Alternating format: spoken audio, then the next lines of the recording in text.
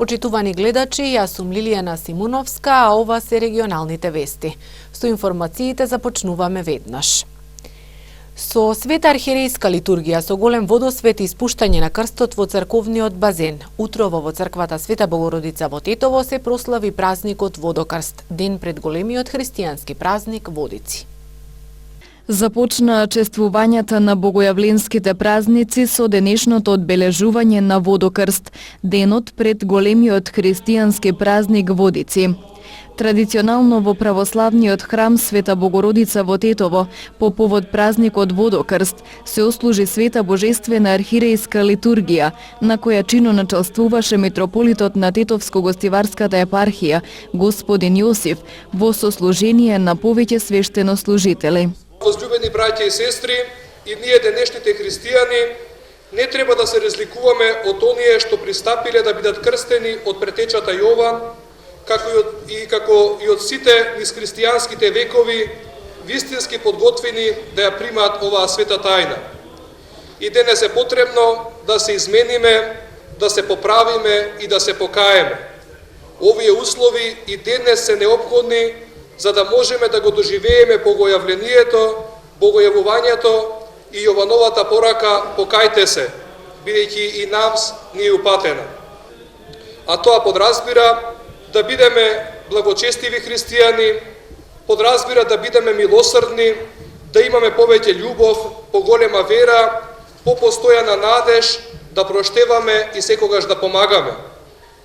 Денешното светување на водата за нас е благодатен дар, кој ни е даден од Бога да го користиме и пиејќи од оваа вода и попрскувајќи ги домовите од оваа богојавленска вода, ни е дадена за утеха во маката и страдањето, за подкрепа во радоста.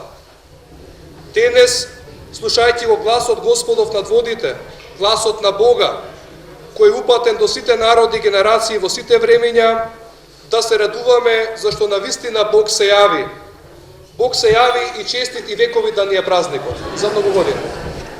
Потоа во црковниот двор во базенот се изврши водосвет и испуштање на светиот крст. Крстот се обидоа да го фатат тројца млади верници, а најсреќен беше 22 годишниот Милан Михајлов од Тетово.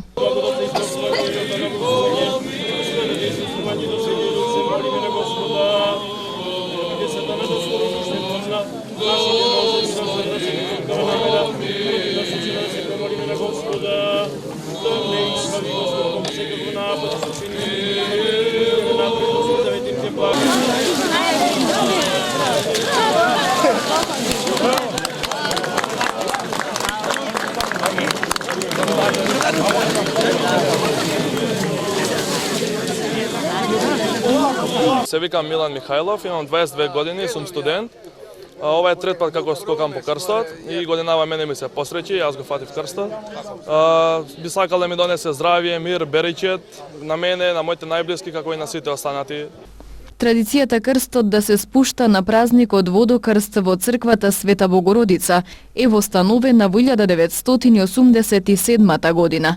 За прв пат во овој чин учествувал Горан Хаѓилјовски Чајка. Ова е еден традиционален настан кој се одржува секогаш во црквата Света Богородица во Тетово, во Горно Мало. Веќе ова е 30-та година кај се одржава. Јас сум првиот скокач што скокал пред 30 години по фаќање на крстот. Чувството е убаво, ме радува што многу македонци се повеќе и повеќе ги има во оваа црква, така да се надевам дека се повеќе луѓето ќе почнат да веруваат на Бога, не на политичарите. Одбележувањето на Водокрст во црквата Света Богородица секогаш привлекува голем број верници. Осветената вода со призивање на Светиот Дух во црковните садови што се пие за телесно окрепнување и отстранување на секакво зло од домовите, верниците ја понесоа дома.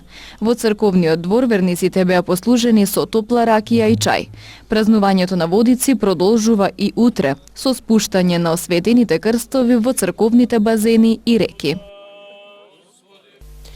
Задоцнетиот старт на скијачката сезона на Попова шапка започна со многу проблеми. Скелифтовите и жичниците работеа само половина час. Скијачите нервозни ги напуштаа скитерените. Официјалниот старт на скијачката сезона на Попова шапка започна неуспешно. Откако деновиве падна нова снежна покривка, утринава проработеа неколку ски лифтови и жичници, но поради постојаните дефекти тие за кратко време престанаа да функционираа, раскажуваа скијачите кои предпладнево ги напуштија ски терените, кои како што велат, не биле ниту натапкани со ратрак. Ништо не правевме, само следовме доле и се качивме пак. Ништо не чинивме. Така, нека доаѓа државата, нека прави нешто. Го пуштија ски лифтот само така да Го пушија и излегува салите и тоа. саѓите излегува од ски лифтот? Да. Се расипа? Да. Така. А вие се надевате дека ќе има скијање? Да. Така беше на интернет ваѓано, дека ќе има скијање. Туристите не паметат полоша скијачка сезона на Попова шапка од годинешната. Велат дека раководството на скијачкиот центар воопшто не се интересира за терените и ски лифтовите. Катастрофа. Катастрофа е ова, многу сум разочарана. Вака туризам не се прави. Ние си купивме карти, се качивме, направивме кругчеје со маливе дечиња и на осмица ни застана двоседот и 10 минути во место измрзнав. И не фати и паника, затоа што 10 минути не е малку време. Магла се спушти, буквално кутвата, седиштето пред нас не се ни гледаше. И почна тука паника да се прави, пуштете го ски лифтот, пуштете струја, пуштете. Така да се уплашивме и веќе нема да ни текне да се качиме на двоседот. И хотелирите велат дека оваа сезона е многу лоша, без ски лифтови и ски патеки. Гостите од кога ќе дојдат веднаш заминуваат. Од утре ни ветиле дека ќе ги пуштат сите ски лифти, па да видиме. Иначе тоа е. Така, што беше причината што ове снегот, нели, односно не беа пуштени ски лифтови, иако доста количини на снег наврнаа на ски центарот воопшто во Македонија? Стварно многу снег немаше, но причината се знае каде. Треба све на време тоа да се снегот треба да се тапа на време. Снегот треба да се тапа по ноќ, не по ден, кога го зема ветерот. Имаше и голем, стварно имаше и ветери кај нас. Но сепак мислим дека малку со поголема ангажност на овие вработените на Елем, мислим дека ќе беше малку другачие. Така, очекувате ли барем делот од сезоната да биде успешен? Да. Ние имаме многу резервации и тоа очекуваме сега. Ако стварно ски лифтовите сите ќе работат, тоа ќе биде интересантно. Значи се зависи од работењето на ски патеките? Да, па без ски патеките тоа нема ништо. Сите гости што доаѓаат за еден ден, гледат снег, значи треба некој нов модел на туризам да прокламираме, значи само да гледат снег, а не да скијат. Од раководството на Попова шапка центар со кој стопанисува Елем Тур се покрие нашето инсистирање. Не успеевме да добиеме коментар во врска со неуспешниот старт на скијачката сезона и дали кога ќе започнат да функционираат и користат ски лифтовите, жичниците и ски патеките. Полициски билтен од Министерството за внатрешни работи информираат за два случаи. Вчера во 17 часот и 30 минути во Скопје 18 годишна тетовка пријавила дека во 17 часот и 25 минути на улицата Крсте Асенов, поточно во влесот зграда непознато лице и пришло од зад грб, ја турнало и со тупаница ја удрило во пределот на лицето, пошто и го одзело мобилниот телефон и го напуштило местото на настанот, соопштуваат од МВР. Се преземаат мерки за пронаоѓање на сторителот како и целосно расчистување на случајот. Од МВР информираат дека вчера во полициската станица во Тетово 33 годишникот Тетово пријавил дека од 1 јануари 2017 година од домот во непознат правец заминала неговата невенчана 26 годишна сопруга од Битола. Се преземаат мерки за пронаоѓање на лицето. Агенцијата за аудио и аудиовизуелни медиумски услуги го објави извештајот за гледаноста на регионалните и локалните медиуми во 2016 година. Телевизија КИС е втора по популарност во Полошкиот регион. Граѓаните на телевизија најмногу ги следат вестите. Телевизија КИС е на второ место по гледаност од регионалните ТВ станици во Полошкиот регион. На врвот на листата е телевизија Коха. Извештајот за популарноста на медиумите меѓу гледачите го изработи Агенцијата за аудио и аудиовизуелни медиумски услуги. Рангирањето е направено врз основа на анкетирање на репрезентативно ниво на 9600 испитаници во цела Македонија. Во Полошко со анкетата биле офатени околу 1400 граѓани.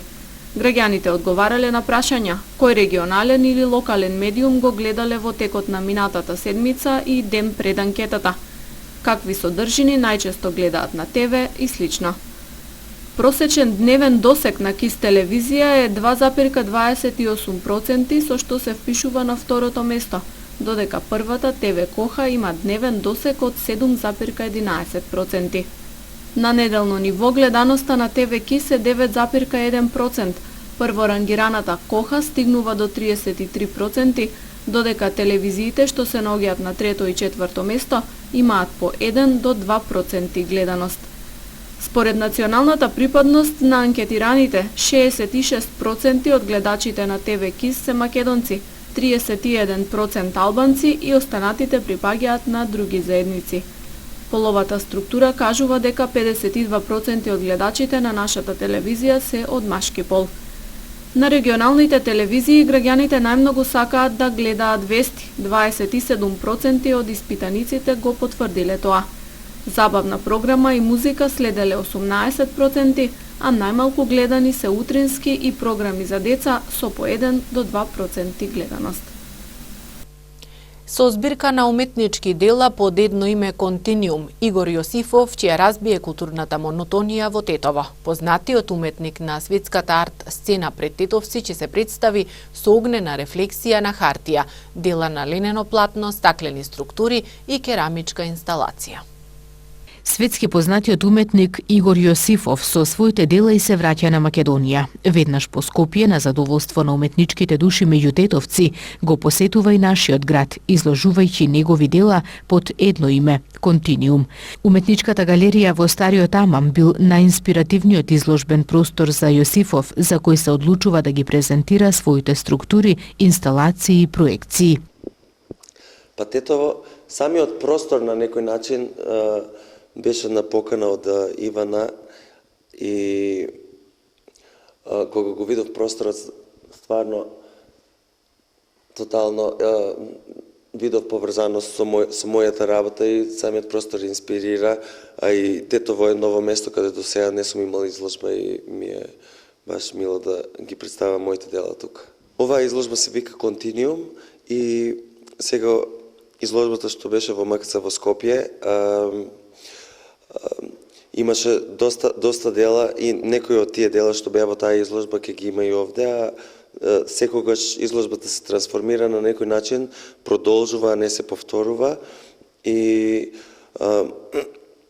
нормално самиот простор и инспирира кои дела ќе имат смисол со просторот да се изложат и овој простор кога го видов се заљубив од колку е убав и инспиративен и делата што ги одбрав, значи ќе имаме огнена рефлексија на хартија, исто така на ленено платно, на платна, стаклени скулптури што ги праве во Окланд и во Сан Франциско минатата година. Исто така ќе имам и керамичка инсталација и проекција на филмови што сум ги правил последните 5 години. Преку делата на Континиум, Јосифов презентира 10-годишно истражување, размислување и можностите што огнот како алатка во уметничките перформанси го возможува за трансформација. Инаку Игор Јосифов е веќе добро познат на светската арт сцена. Откако го завршил средното уметничко училиште во Скопје, своето образование го продолжил во Сан Франциско. И на некој начин кариерата ми почна таму и после мислам многу години работа и таму и низ Европа, после почнав да се представувам во Македонија од каде што сум и баш ми е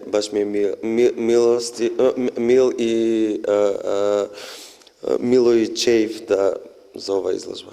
Почнав со мојата кариера и правев перформанси, инсталации и мултимедијални проекти уште од 2006 во Tunnel Space за уметничката недела во Нью Йорк и после тоа добив изворедна шанса да правам перформанс за отварањето на Modern Wing, каде што Ренцо Пиано ја правеше зградата на Притска наградата и беше баш одскочна даска, таму го презентирав дводимензионален, каде што лежам под стакло и луѓето и една публиката мора да помине преку мене, а има камера каде што снима моите реакции и реакцијата на публиката, така да кога ќе влезат во новиот простор се имат проектирано. И тој перформанс го имам правено на 8 места околу светот, значајни места во Cité de la Mode во Париз, 8 сати, Брест Ле Кварц, центарот во Франција, во Шарджа, Мараја Арт Центар во Шарджа, во Емиратите, Нью Йорк Бронц Арт Центар, Сан Франциско Марина Абрамович Институт Вест, што сега е Перформанс Арт Институт, локацијата, и да не заборавам Македонија во Музеј на современа уметност 2012 на мојата самостојна изложба и финално, мислам, крајно, за да заокружам 8, е во Насис Cultural Center во Атина. Уметничката изложба Континиум и проекции на кратки филмови од уметникот Игор Јосифов ќе се отвори денес во Уметничката галерија во Тетово со почеток во 20 часот. Од македонските градови оваа изложба ќе биде видена уште во Битола. Ова е ретка и уникатна можност да се видат неговите дела на нашата територија, а токму оваа изложба првенствено се презентира кај нас, а во април годинава ќе отпатува и за Чикаго.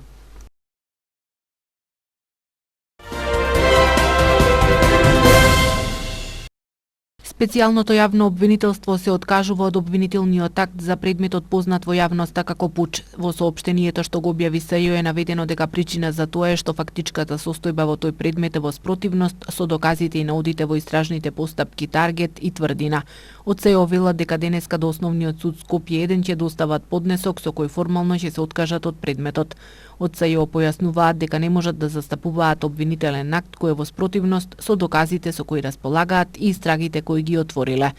Во предметот пуч прво обвинет е поранешниот шеф на разузнавање Зоран Верушевски, потоа неговата сопруга Сонја Верушевска, вработен во општината Струмица Бранко Палифров и лидерот на СДСМ Зоран Заев. Тие се товарат за неовластено преслушување, шпионажа и насилство кон представници на највисоките државни органи. Еден од обвинетите, Звонко Костовски, се спогоди со обвинителството и беше осуден на казна затвор во траење од 3 години. Судскиот предмет досега помина низ низа одложувања на рочиштата без при тоа да започне расправа за предметот. На патниот правец Гостивар Кичево преку планинскиот премин стража од 12 часот и 45 минути денеска повторно е воведена забрана за тешки товарни возила во двата правци, соопшти јавното предпријатие Македонија Пат. Остануваат во сила забраните за камиони на планинскиот превој Ѓавато и на патниот правец Маврово Дебар, а магла со видливост од 100 метри има и на Плетвар. На патиштата низ државата, освен во источните делови, врне снег со слаб интензитет. Сообраќајот се одвива по влажни коловози на места со остатоци од кашест снег на коловозот. Од Македонија Пат апелираат на внимателно возење и прилагодување на брзина кон условите на патот. Надвор од градските средини интензитетот на сообраќај е умерен, а на граничните премини нема подолги задржувања за влез и за излез од државата.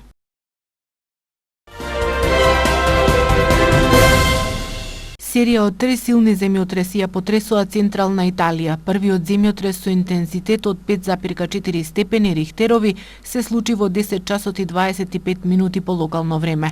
Според Европскиот медитерански сеизмолошки центар, епицентарот бил на 111 км североисточно од Рим, на 28 км од општина Асколи Пичето и на 36 км од градот Аквила.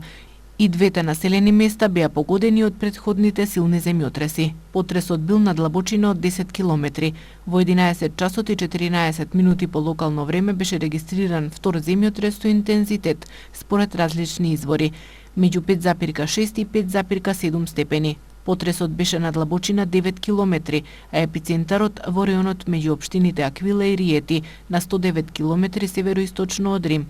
Најблиску до епицентарот се општините Капитињо, Компопосто, Аматриче и Кањано Амитерно.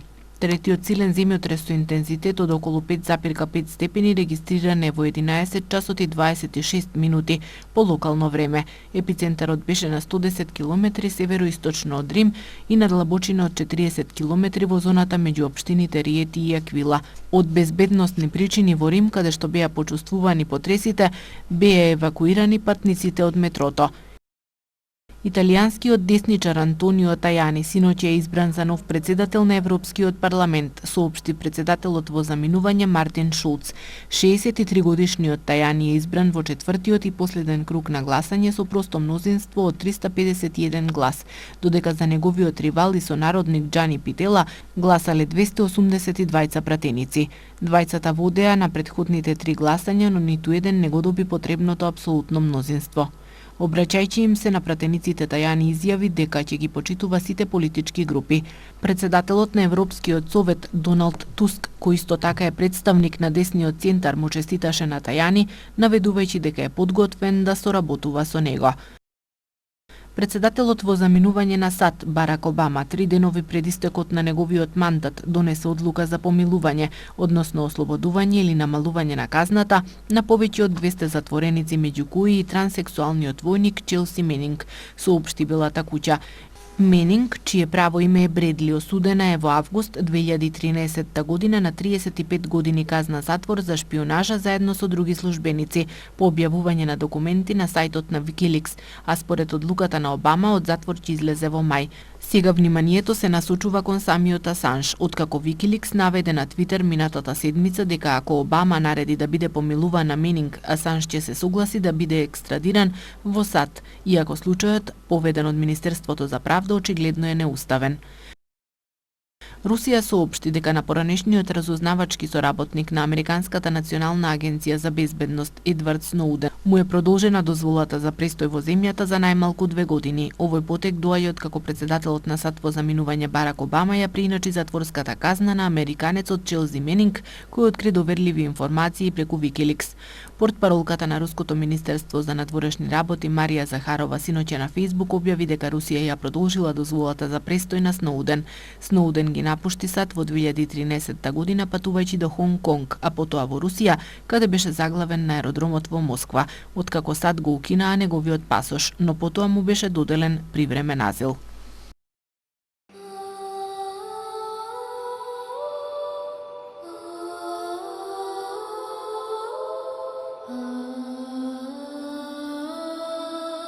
Денес имавме облачно време со повремени врнежи од дожд. Утринските температури се движеа од -4 до -1, а дневните од 0 до 2 степени.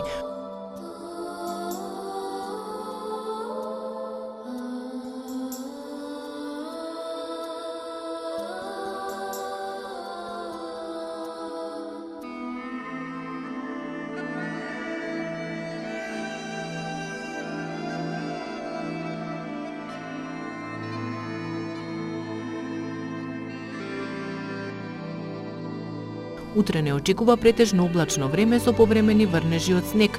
Утринските температури ќе се движат од -3 до -2 степени, а дневните од -1 до 1 степен.